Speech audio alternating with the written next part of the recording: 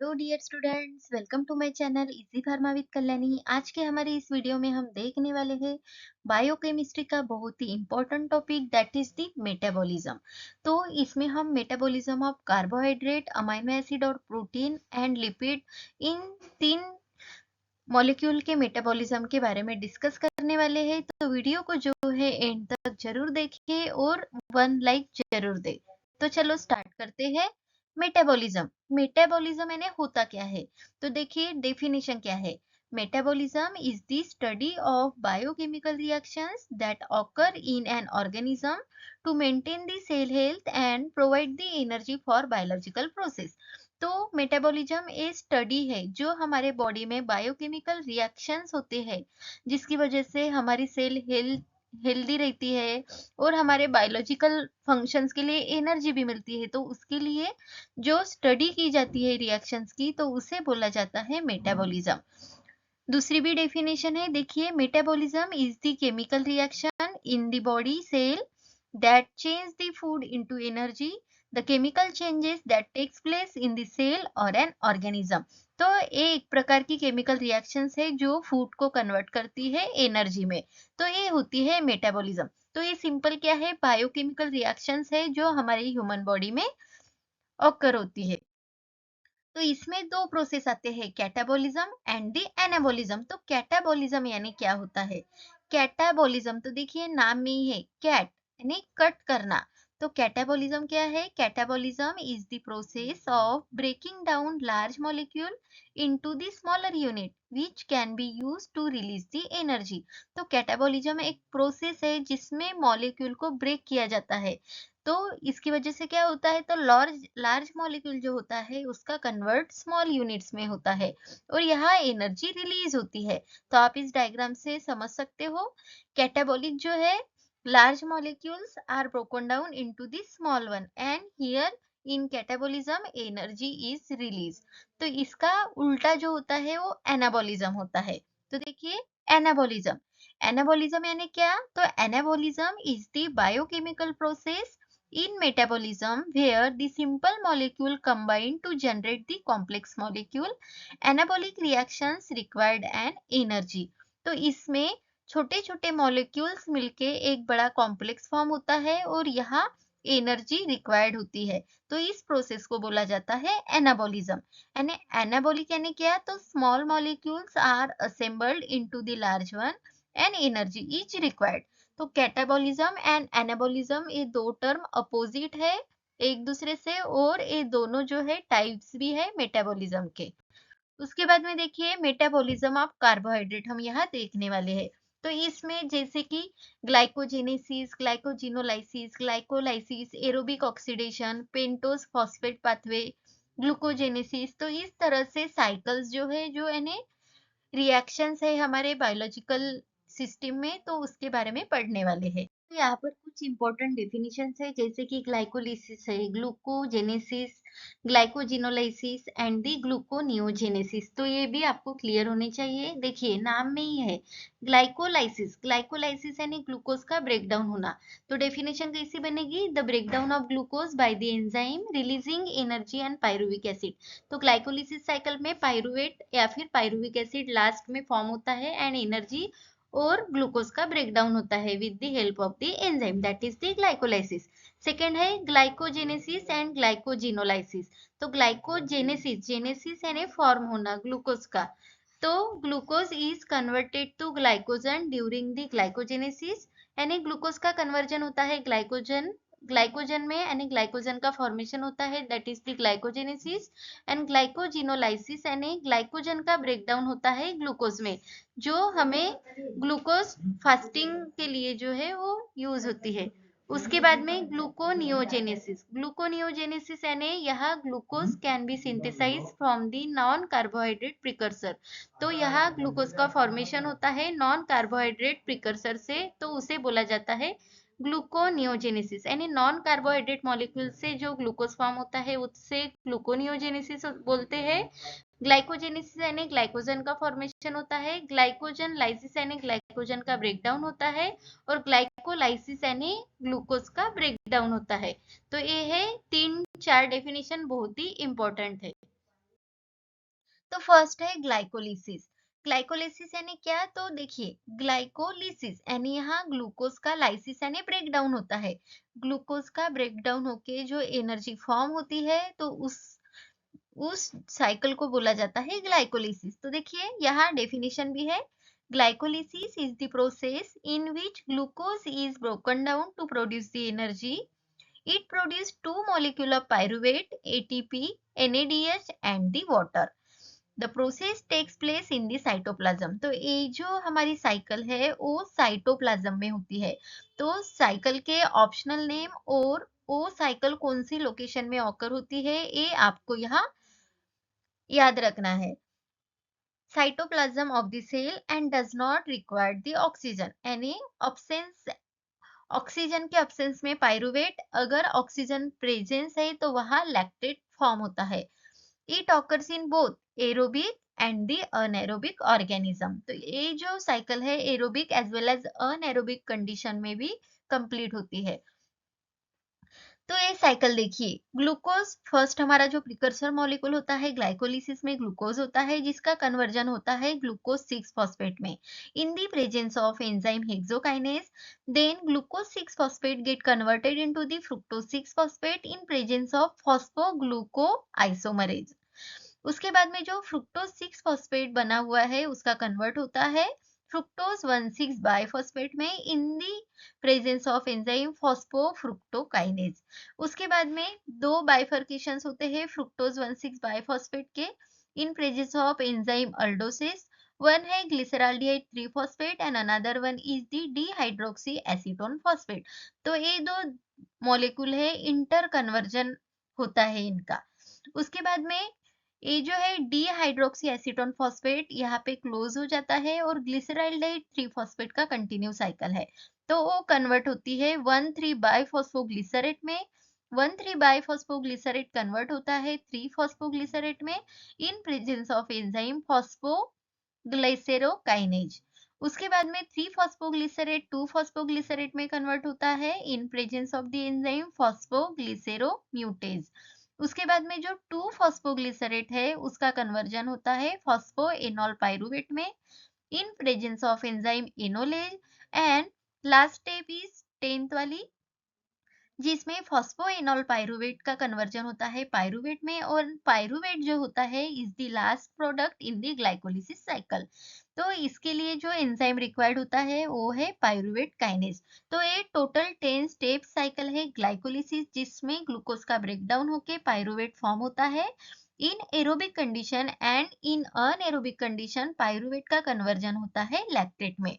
तो यहाँ एटीपी देखिए, ग्लाइकोलिसिस साइकिल में टोटल 8 एटीपी फॉर्म होते हैं। यह देखिए एटीपी का कन्वर्जन एडीपी में हुआ है, यानी यहाँ एनर्जी रिलीज हुई है, फॉर्म नहीं हुई। यहाँ और यहाँ यानी दो एनर्जी मॉलिक्यूल एटीपी के माइनस करने होंगे यहाँ के टोटल करके। तो अब क्या आते हैं टोटल 8 एटीपी। देखिए 2 एटीपी और 2 मॉलिक्यूल है NADH के। तो 1 NADH यानी इक्वल्स टू होता है 3 एटीपी, तो ये डबल हो जाएंगे। 2 मॉलिक्यूल्स है NADH के तो वो हो जाएंगे 6 एटीपी। तो इस तरह के टोटल 8 एटीपी फॉर्म होते हैं इन दी ग्लाइकोलिसिस साइकिल। उसके बाद में हमारी है क्रेब साइकिल। तो Kreb cycle is also known as the citric acid cycle और the tricarboxylic acid cycle. तो इसे साइट्रिक एसिड साइकिल भी बोला जाता है या ट्राई कार्बोक्सिलिक एसिड साइकिल से भी जाना जाता है क्रेब साइकिल को। तो आपको इसके ऑप्शन नेम भी पता होने चाहिए। तो citric acid cycle, the Krebs cycle is called as a citric acid cycle because citric acid is the first product formed in the cycle. तो इस साइकिल में फर्स्ट प्रोडक्ट जो फॉर्म होता है वो होता है citrate, that is the citric acid. इसीलिए इसे साइट्रिक एसिड साइकिल भी बोला जाता है। उसके बाद में TCA cycle, that is the try carboxylic acid cycle. The Krebs cycle is called as the TCA cycle because citric acid has a 3 COOS group. तो साइट्रिक एसिड में 3 मॉलिक्यूल्स होते हैं कार्बोक्सिलिक ग्रुप से, इसीलिए इसको ट्राई कार्बोक्सिलिक एसिड साइकिल भी बोला जाता है। तो ये साइकिल का लोकेशन है माइटोकॉन्ड्रिया। जो हमारी सेल में माइटोकॉन्ड्रिया होता है उसमें ये साइकिल कंप्लीट होती है। तो यहाँ आप देख सकते हैं जो पायरुवेट हमारा ग्लाइकोलिसिस में फॉर्म हुआ था उसका कन्वर्जन होता है acetyl CO coenzyme A and ओ यहाँ साइकिल को स्टार्ट करता है। तो यह देखिए साइट्रेट का कन्वर्जन होता है एकोनिटेज पे, उसके बाद में एकोनिटेज एंजाइम के प्रेजेंस में आइसोसाइट्रेट कन्वर्ट होता है अल्फा कीटोग्लूटारेट का कन्वर्जन होता है succinyl CoA get converted into succinate and succinate convert into fumarate, उसके बाद में मैलेट एंड उसके बाद में ऑक्सैलो एसीटेट। तो इस तरह से हमारी क्रेब साइकिल होती है। तो हमारे ग्लाइकोलिसिस के टोटल 8 एटीपी थे और यहाँ देखिए टोटल हमारे ग्लाइकोलिसिस के कंबाइन करके इस साइकिल में के पूरे एटीपी होते हैं 38 एटीपी। तो इस पर भी क्वेश्चन जो है पूछे जा सकते हैं, तो आपको कौन से साइकिल में कितने एटीपी फॉर्म होते हैं ये आपको पता होना चाहिए। उसके बाद में देखिए total ATP production from one glucose molecule कितने एटीपी को प्रोड्यूस करता है। तो ग्लाइकोलिसिस में देखिए हमने स्टेज 1 में 2 एटीपी और जो एफएडीएच का एनएडीएच एंड एफएडीएच होते हैं जो ईटीसी साइकिल में जाते हैं उससे 3 एटीपी, स्टेज 2 में 5 एटीपी और स्टेज 3 में जो है 2 एटीपी, उसके बाद में 15 एटीपी और 3 एटीपी। इस तरह से कैलकुलेशन करके टोटल हमारा one glucose molecule 30 ATP generate करता है। तो ये भी क्वेश्चन जो है टोटल वन ग्लूकोज मॉलिक्यूल कितने एटीपी, तो 30 एटीपी ये आपको पता होना चाहिए। उसके बाद में इसके कुछ डिसीज है, disease related to abnormal carbohydrate metabolism. तो अगर कार्बोहाइड्रेट का मेटाबॉलिज्म हमारे बॉडी में एबनॉर्मल हुआ तो कौन कौन से डिसीज ऑकर होते हैं, जैसे कि देखिए डायबिटीज है, galactosemia, glycogen storage disease and congenital disorder of glycosylation. तो डायबिटीज, तो आपको डायबिटीज पता ही होगा जिसमें ग्लूकोज लेवल जो है वो बढ़ जाती है। The primary metabolic disorder of carbohydrate metabolism that is the diabetes. तो इसमें दो टाइप्स होते हैं, type 1 diabetes and the type 2 diabetes. Type 1 diabetes occurs in young people and is caused by the destruction of insulin producing pancreatic beta cells। तो type 1 diabetes जो होता है young people में ज्यादातर पाया जाता है और ये पैंक्रियाटिक बीटा सेल्स के यानी जो इंसुलिन को प्रोड्यूस करता है उसका डिस्ट्रक्शन की वजह से ये टाइप 1 डायबिटीज होता है। और उस दूसरा है type 2 diabetes, develops later in life and is associated with obesity. तो ये जनरली ओबेसिटी वाले पीपल्स को टाइप 2 वाला डायबिटीज होता है। उसके बाद में गैलेक्टोसेमिया, ये जो है रेयर डिसऑर्डर है that causes the mental deficiencies, enlarge liver and cataracts. It occurs when a person lacks one of two key enzymes in galactose metabolism। तो गैलेक्टोज के मेटाबॉलिज्म के लिए जो एंजाइम्स रिक्वायर्ड होते हैं उनकी अगर अब्सेंस है, डेफिशिएंसी है, तो ये उस कंडीशन में गैलेक्टोसेमिया डिसऑर्डर होता है। उसके बाद में ग्लाइकोजन स्टोरेज डिसऑर्डर भी है, inherited metabolic disorder that can affect the liver, skeletal muscle, heart, central nervous system and kidney। There are 16 recognized GSD type that is the glycogen storage disorder। तो इस disease में देखिए liver affect करता है, skeletal muscles, heart, CNS and kidney. तो ये होता है ग्लाइकोजन स्टोरेज डिसऑर्डर। और लास्ट है congenital disorder of glycosylation, a recently described disease that affect the brain and many other organ। The most common form of CDG is type 1 which is caused by the defect in phosphomanomutase 2 enzyme।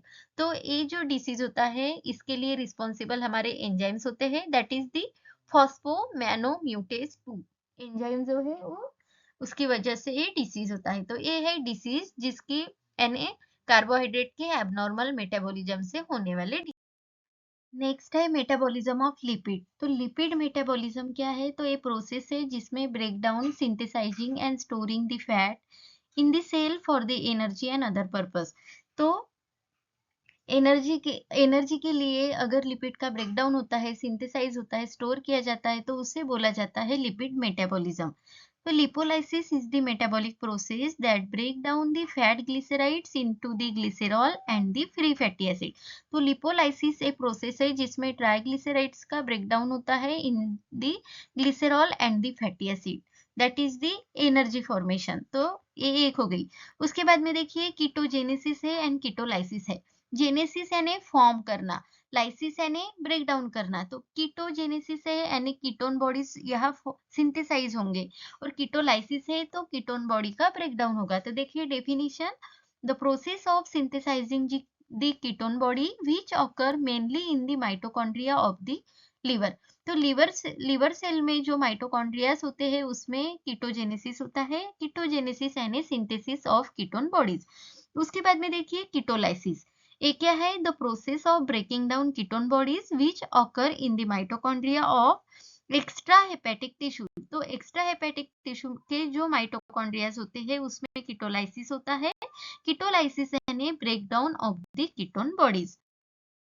इसमें cycle है beta oxidation. तो beta oxidation is a catabolic process that break down the fatty acid to generate the energy. तो इसमें fatty acid जो होता है उसका break down होता है, और लास्ट में fatty Aseel COA and acetyl COA, इस तरह से एनर्जी फॉर्म होती है।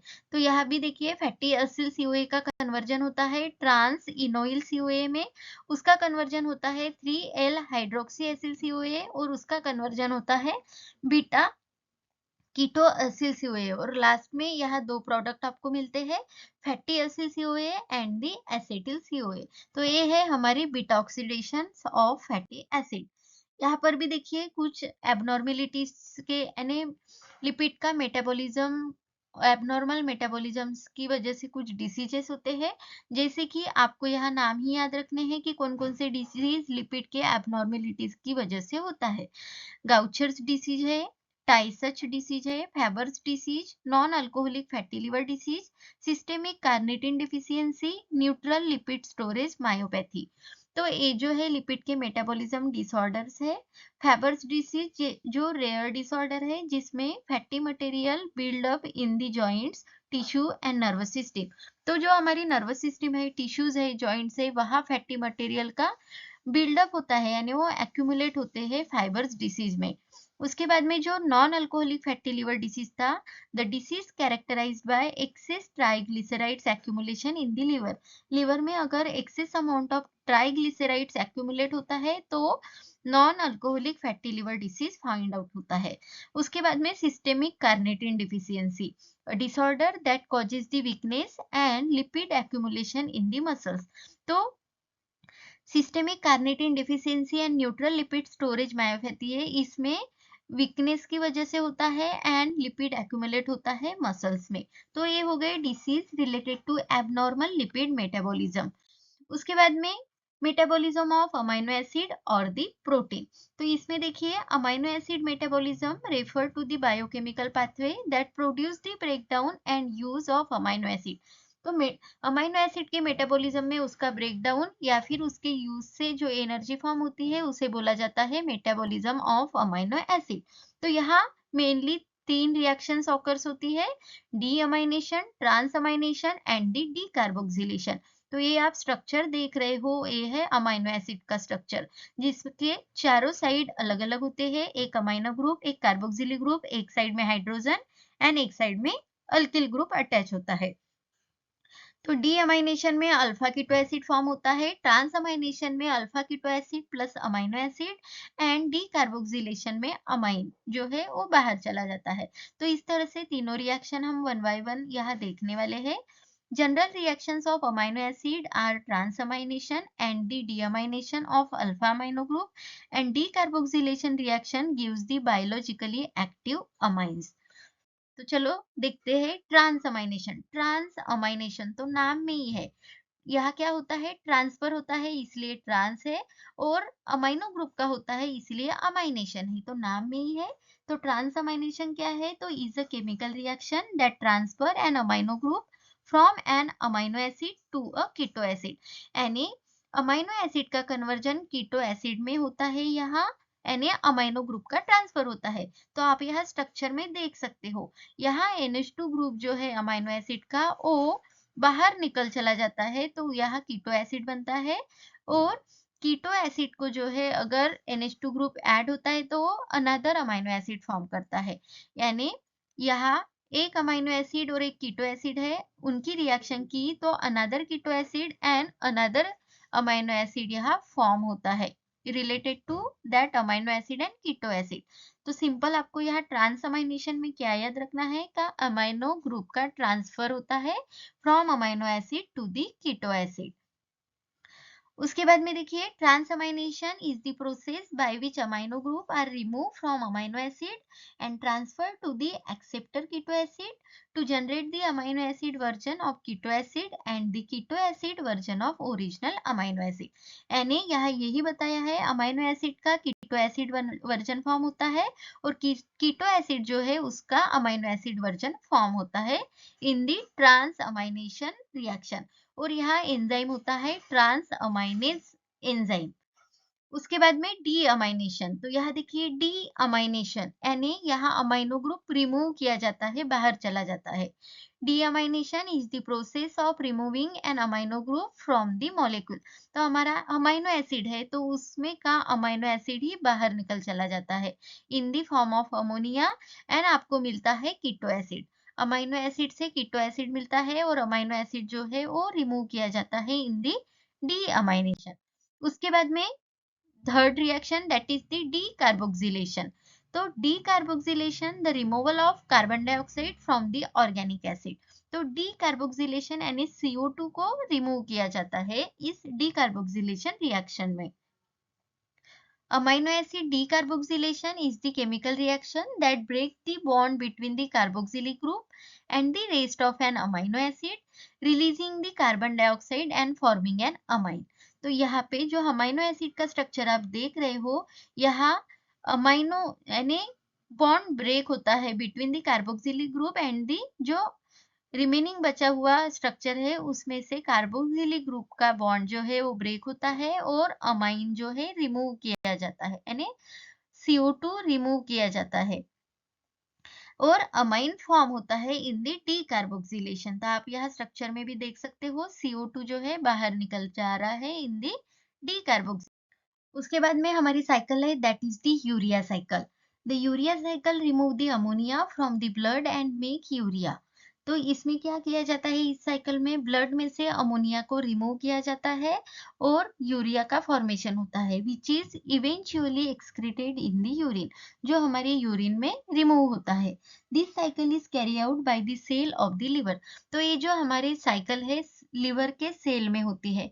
तो ये माइटोकॉन्ड्रिया एंड साइटोसॉल यानी दो पार्ट में हमारी ये साइकिल्स कंप्लीट होती है।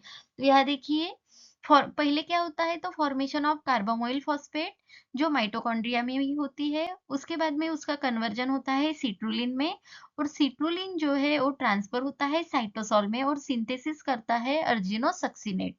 वो अर्जिनोसक्सिनेट का क्लीवेज होता है साइटोसॉल में और यूरिया का फॉर्मेशन होता है। तो इस तरह से हमारी यूरिया साइकिल है जो माइटोकॉन्ड्रिया एंड साइटोसॉल दो एनए सेल के पार्ट में होती है। इसके बाद है डिसीज यानी अमीनो एसिड या प्रोटीन के एबनॉर्मल मेटाबॉलिज्म से कौन कौन से डिसीज होते हैं, जैसे कि phenylketonuria, maple syrup urine disease and the urea cycle disorder. तो फिनिलक्यूटिनुरिया ये जो है एंजाइम्स के वजह से होता है। तो देखिए a common protein metabolism disorder caused by a deficiency in the enzyme that convert the phenylalanine to tyrosine। जो phenylalanine का कन्वर्जन टायरोसिन में करने के लिए एंजाइम रिक्वायर्ड होती है उसकी डेफिशिएंसी की वजह से फिनोल्क्यूटेरिया नाम का डिसीज होता है। सिम्टम्स देखिए जैसे कि लिथार्जी है, intellectual disability, light pigment, seizure, eczema and the hyperactivity, इस तरह के सिम्टम्स ऑब्जर्व होते हैं इन दी फिनोल्क्यूटोनुरिया डिसीज में। उसके बाद में नेक्स्ट डिसीज है मैपल सिरप यूरिन डिसीज, जिसमें amino acid buildup that causes the nerve damage and urine that smell like a maple syrup. तो इसमें मैपल सिरप के जैसा स्मेल होता है यूरिन का और नर्व डैमेज की वजह से ये डिसीज होता है that is the maple syrup urine disease. और लास्ट है यूरिया साइकिल डिसऑर्डर। तो यूरिया साइकिल डिसऑर्डर यानी अगर body can't process ammonia which build up the toxic level in the blood. अगर ब्लड में से जो अमोनिया है वो बाहर नहीं गया तो ब्लड में टॉक्सिसिटी करता है, तो उसकी वजह से यूरिया साइकिल डिसऑर्डर होता है। तो ये है disease related to abnormal amino acid और the protein metabolism. So thank you dear students for watching the video. Video अच्छा लगे तो लाइक जरूर करें, जितना हो सके उतना वीडियो को शेयर करें। ये जो है बहुत ही इंपॉर्टेंट वीडियो है मेटाबॉलिज्म का इन दी बायोकेमिस्ट्री, जो D pharmacy as well as B pharmacy and other competitive exams के लिए बहुत ही इंपॉर्टेंट है। टेलीग्राम एंड इंस्टाग्राम पे जो पेज है वहाँ फॉलो जरूर करें, वहां से आपको स्टडी मटेरियल, टेस्ट है, क्विज है, इन सभी चीजों के लिए हेल्प हो सकती है। Thank you.